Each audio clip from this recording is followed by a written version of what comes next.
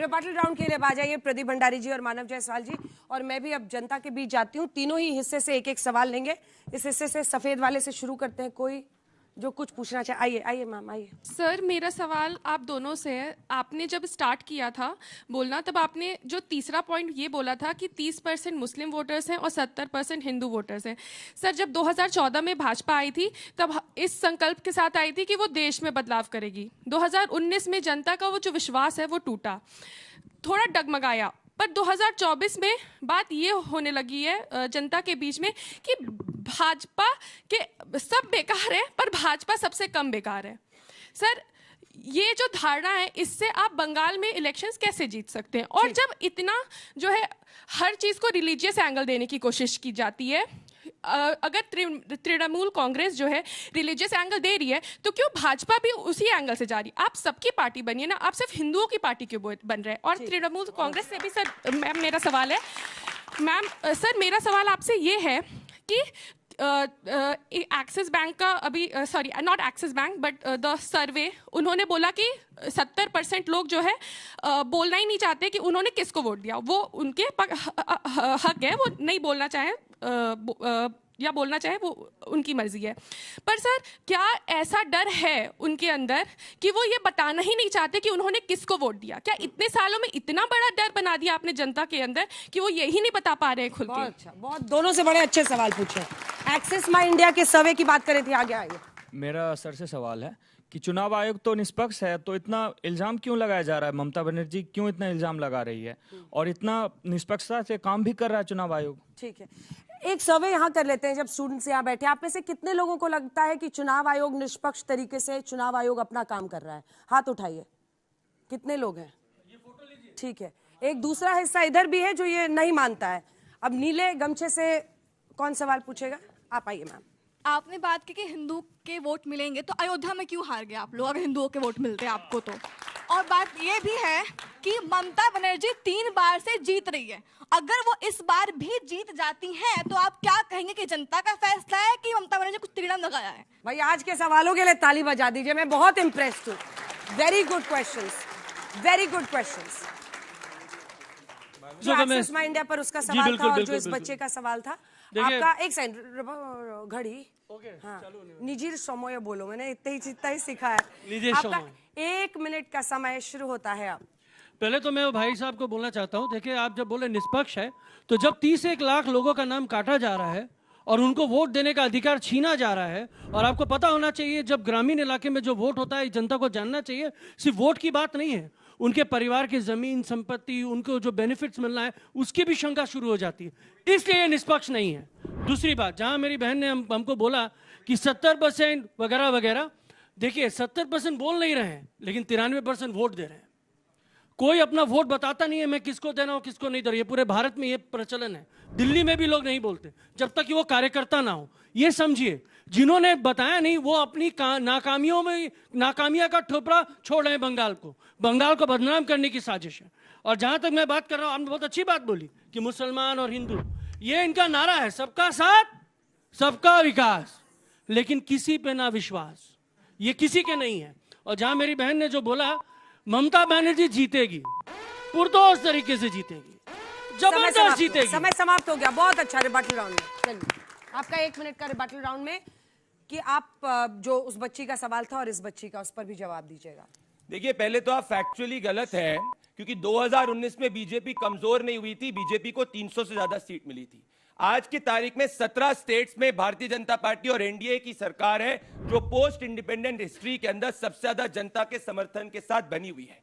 अयोध्या के बाद में हरियाणा, महाराष्ट्र, दिल्ली, ओवरऑल जनता ने बताया कि प्रधानमंत्री नरेंद्र मोदी जी के साथ 18 बार इटालियन वोट बोल लो या तो मैं बोल लूं। एक चीज का निर्णय कर लो। बोलो दादा, ये भी बोलिए। बच्चे 18 बार निजी समय बोलो। काहे घबराए भैया? पता है इसलिए घबराए, चोरी करने का घबराने मेरा टाइमर। अरे भैया, तो निर्णय कर लो कि चोरी हुई कि नहीं हुई। एक तरफ बोल रहे हो ममता बनर्जी जीतेगी, दूसरी तरफ बोल रहे हो चोरी हुई। इतनी फड़फड़ा क्यों रहे हो? हरियाणा मैं चाह रहा हूँ मेरा टाइम वापस से शुरू किया जाए। नहीं, ये सब नहीं होगा। नहीं, या तो लड़ लीजिए। अंजना जी, इन्होंने मेरे बीच में बोला ये अनफेयर है। मैं 10 सेकंड एक्स्ट्रा दूंगी। 10 क्या, मैं कुछ बोल ही नहीं पाया। तो रिबटल ऐसी गुंडागर्दी है बंगाल के अंदर करते जब जनता वोट डालती है, यही गुंडागर्दी। अगर फ्री एंड फेयर हो तो ये नहीं बोल पाए। पश्चिम बंगाल के अंदर पहली बार चुनाव के इतिहास के अंदर एक भी बॉम्ब नहीं फूटा, इसीलिए टीएमसी हारेगी। पश्चिम बंगाल के अंदर चुनाव के इतिहास में एक भी व्यक्ति की मृत्यु नहीं हुई, इसलिए टीएमसी हारेगी। पश्चिम बंगाल के अंदर पहली बार जनता ने बिना भय के वोट किया, इसलिए टीएमसी हारेगी। आपने का मूवमेंट नहीं किया। आरजी कार के अंदर एक बच्ची का मर्डर और रेप हो जाता है और तृणमूल कांग्रेस उसी की मां को सॉल्व करते हैं। 24 साल की बच्ची का कस्बा के अंदर रेप हो जाता है, करने वाला टीएमसी का गुंडा होता है। और बात नहीं, एक सेकंड, आपने कहा बंगाली हिंदू की क्यों बात करते? करेंगे, क्योंकि जब दुर्गा पूजा शुक्रवार को होती है, ये सिर्फ दुर्गा पूजा के ऊपर रिस्ट्रिक्शन लगाते हैं, मुहर्रम पे नहीं लगाते। प्रताड़ित हिंदू है, हिंदू की बेटी है, हिंदू की बेटी का बात करना हमारा हक है। पॉलिसी सबके साथ है। हो गया? नहीं, you spoke in his turn also. Please बाकी लोग को भी बोलना है, प्लीज। बहुत अच्छा बोला आप दोनों ने। बैठिए, अपनी अपनी जगह पे जाइए। सत्यप्रकाश जी और अजय वर्मा जी, आइए। 1 मिनट का रिबटल राउंड में आपका समय मिस्टर मिश्रा शुरू होता है। आप तुम्ही भाबते पारलो ना, ममता बनर्जी हारबे इस बार, सरकार पालटना चाहिए। बिल्कुल वो जीतती। अगर बिहार में जिस तरह नीतीश कुमार जी अपने 4 टर्म का गांव-गांव गली-गली घूमकर हिसाब दे रहे थे, कह रहे थे ये काम किया है और लगातार काम किया है। ममता बनर्जी के मुंह से, जबान से कलकत्ता की महिलाओं के लिए, बच्चों के लिए, युवाओं के लिए, किसानों के लिए, किसी के लिए एक काम एक मंच से बताया हो कि तुम्हारा भविष्य सुरक्षित है, बदल दिया है? नहीं। गुंडे मवाली सारे कतार में खड़े, वो मुर्शिदाबाद हो, 24 परगना हो, भवानीपुर हो, पता नहीं इतनी गुंडागर्दी में यकीन दीदी का क्यों है? इसी से दादागिरी चलती है उनकी क्या? तो दादागिरी चुनाव आयोग ने इस बार समाप्त कर दिया। और चुनाव आयोग जब भी संविधान की धारा 324 के मुताबिक फ्री और फेयर इलेक्शन कराएगा, गुंडे की सरकार जैसे बिहार से गई थी वैसे बंगाल से जाएगा। सबका साथ और सबका विकास और सबका विश्वास हासिल करने के लिए ही कमल खिलने की जरूरत है। इन्होंने सही कहा, जो प्रताड़ित होगा आवाज उसकी पहले उठेगी। समय समाप्त हुआ। बहुत अच्छा, गजब। वर्मा जी, आपका समय शुरू होता है। एक नारा अभी इन्होंने भी सबके साथ का कहा, इनका रटा रटाया नारा है, एक ही चीज करते। देखिए अंजना जी, मैं सबसे पहले, आप अंतर्राष्ट्रीय पत्रकार हैं, पुतिन आपसे बात करते हैं, ट्रंप साहब आपसे बात करते हैं, मोदी जी आपसे बात करते हैं। मुझे ये बता दीजिए कि बंगाल 5 स्टेटों, चुनाव 5 स्टेटों में हो रहा है। आप तो पूरे देश की महिला पत्रकार है, चर्चा बंगाल पे क्यों, इन 5 पे क्यों नहीं है? एक तो मैं बीजेपी वालों से पूछूंगा कि बंगाल ही बंगाल रट रखा है और आप 5 पे होनी चाहिए। केरलम पे कर लीजिए, जहां आपको लग रहा है कि कुछ हो सकता है इस बार, वही बोल लीजिए। 30 नारा है कि सबका साथ सबका विकास, ये नारा इनका असली नहीं है। इनका नारा है पूरे देश में, आप महाराष्ट्र, झारखंड और सारे स्टेटों को देखिए, सबका साथ सबका विनाश और बीजेपी का विकास, ये नारा है इनका। दिस इज द ओनली नारा। अब मैं ये बताना चाहता हूं, महिला जब बात आती है, आरजी करके फिर प्रदीप भंडारी ने उठाई, वो अंकिता भंडारी अफगानिस्तान की बेटी नहीं थी, वो देवभूमि की बेटी थी। जवाब दीजिए। वो जो लेडी लॉ की छात्रा थी, लॉ की छात्रा, वो जो 3 आपके आईटी सेल के लोगों ने बलात्कार करा बनारस में, वो भारत की देवभूमि की बेटी थी, वो भी आपकी बेटी नहीं होती। तो इसलिए ये आपकी जो नीतियां है ना महिलाओं के टाइम खत्म हो गया, इसलिए बिल पास नहीं होते हैं आपके। चलिए, बहुत अच्छा, जबरदस्त। दोनों के लिए ताली बजा दीजिए, अपनी अपनी टीम के लिए। जो लोग संसद में महिला आरक्षण पर 33% मिल जाता, उस पर वोट नहीं दे पाए, वो यहाँ के गाल बजा रहे हैं। देखिए, वो लोग जो नकली बिल लेके आए, वो 23 में ही पास हो चुका था।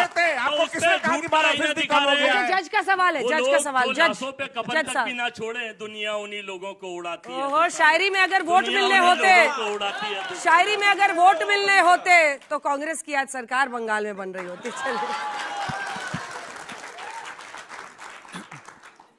नहीं, मैं ये सोच रहा था कि जब हमने प्रोग्राम शुरू किया तो जो टाइटल था कि क्या बीजेपी तृणमूल कांग्रेस को हरा पाएगी, तो दोनों, एक बीजेपी के पक्ष से, एक तृणमूल कांग्रेस के पक्ष से हैं। दोनों हालांकि उस पार्टी से नहीं है, लेकिन उनके सहयोगी हैं। तो सिर्फ अगर एक एक लाइन में बता सके, क्या एक वजह हो जिसके कारण तृणमूल कांग्रेस दोबारा जीत के या अगली बार जीत के आनी चाहिए, और बीजेपी के जीतने की क्या एक वजह हो सकती है? एक वजह बताइएगा, एकदम एक लाइन। इस देश का लोकतंत्र बंगाल में सबसे ज्यादा खत्म हो चुका है, वहां सरकार बदलनी चाहिए। 6% मात्र विकास दर है, सरकार बदलनी चाहिए। 1952 देश तो जब आजाद हुआ 47-48 से 52 से लेकर अब तक बिहार में 40 साल बाद अब जाके इनको राजस्थान में 40 साल जाके सरकार अब बनी है, ये 18 स्टेट 17 स्टेट गिनाते रहते हैं कि इतने में। मैं ये कहना चाहता हूं जो सर्वहित हिंदू मुस्लिम सिख ईसाई बौद्ध पारसी की बात करे उसकी सरकार बननी चाहिए। खाली एजेंडा जो चला रहे हैं, खाली हिंदू मुस्लिम कर रहे हैं, उसकी सरकार को आज नहीं तो कल जाना ही पड़ेगा। चलिए, बहुत अच्छा, गजब, दोनों ने एकदम आज कहर ढा दिया है। चलिए आइए आइए मिस्टर सेठी और आशुतोष जी, आप दोनों का भी 1-1 मिनट का रिबटल राउंड। जो बच्चों के सवाल थे, जजेस के सवाल है, आपको किसी ओपोनेंट को काउंटर करना है, आप वो सब कुछ बोल सकते हैं। 1 मिनट के लिए आपका मिस्टर सेठी समय शुरू होता है अब। देखिए, मैं मूल विषय पे ही दोबारा जाऊंगा। हर पार्टी का एक स्वधर्म होता है, जो पार्टी की आइडियोलॉजी बोलिए, कुछ भी बोलिए। जब दीदी आई थी तो देश समाज की जितनी महिलाएं थीं उनको अपने उनके आंखों से लीडरशिप का सपना देखने की एक हिम्मत बनी थी। लेकिन जब दीदी आई, उन्होंने अपने साथ जितने गुंडों को भी पार्टी में लेकर आई, जिस तरह का कहर वहां पे बरपा है पिछले कई सालों से, वो चीज उनसे एक्सपेक्टेड नहीं थी। एक अच्छी नेत्री लेकिन बहुत ही गंदे लोगों के बीच में वो रही और ऐसे काडर को उन्होंने प्रेरित किया, पोषित किया, जो काडर ही उनके गले की सबसे बड़ी हड्डी बनी है। अगर वो काडर सलीके वाला होता, वो कोर आइडियोलॉजी में डूबा हुआ होता, तो ऐसा स्थिति नहीं आती कि अगर अभया कांड अगर वहां पर होता है तो वहां की जो उसकी मां है बच्ची की, वो एक लॉयर ढूंढ नहीं पा रही कि उनका बेटी का कोई केस लड़ सके। सैकड़ों लॉयर लगातार खड़े हो गए थे उनके विपक्षी उनके साथ में चुनाव लड़ने के लिए। ऐसा क्या परिस्थितियां आपने बनाई कि आपकी नाक के नीचे वो अपनी बच्ची अपना केस नहीं लड़ पा रही? समय समाप्त। आशुतोष जी, आपका 1 मिनट का समय रिबटल राउंड का शुरू होता है अब। देखिए, मुझे लगता है कि सबसे बड़ी ट्रेजेडी ये है कि एक राष्ट्रीय पार्टी सिर्फ हिंदू की बात करती है, भारतीय की बात नहीं करती है। हम एक राष्ट्रीय पार्टी हैं, हमें भारतीयता की बात करनी चाहिए, भारत की बात करनी चाहिए। और जब हम भारत की बात करेंगे, भारतीयता की बात करेंगे, उसमें हिंदू, मुस्लिम, सिख, ईसाई। अगर कोई पार्टी सिर्फ कहती है मुझे सिर्फ हिंदुओं का वोट चाहिए, तो ये देश के लिए बहुत ही खतरनाक स्थिति है। और मुझे इसके बाद कुछ नहीं कहना, उस पार्टी को अपने अंतर्मन में झांक के सोचना चाहिए कि क्या ये मुल्क सिर्फ हिंदुओं का है, और अगर हिंदुओं का ही है तो फिर हम किस दिशा में जा रहे हैं, ये भी हमें सोचना चाहिए। जिस भी देश के अंदर धर्म आधारित राजनीति हुई है, वो पाकिस्तानी बना है फिर। और हम इस देश को क्या धर्म आधारित राजनीति करके हम किस दिशा में लेके जाना चाहते। इसलिए मेरा सिर्फ इतना सा कहना है, चाहे ममता बनर्जी हो, चाहे वो भारतीय जनता पार्टी हो, सबको ये सोचना चाहिए कि यहाँ बैठकर इस प्लेटफॉर्म पे हिंदू मुसलमान हिंदू मुसलमान हिंदू मुसलमान कह के हम उस भारत नाम की आत्मा को नुकसान पहुंचा रहे हैं, उसको कष्ट दे रहे हैं, ये नहीं होना चाहिए। बहुत अच्छा, चलिए इसी के साथ अंत करते हैं आप सभी का।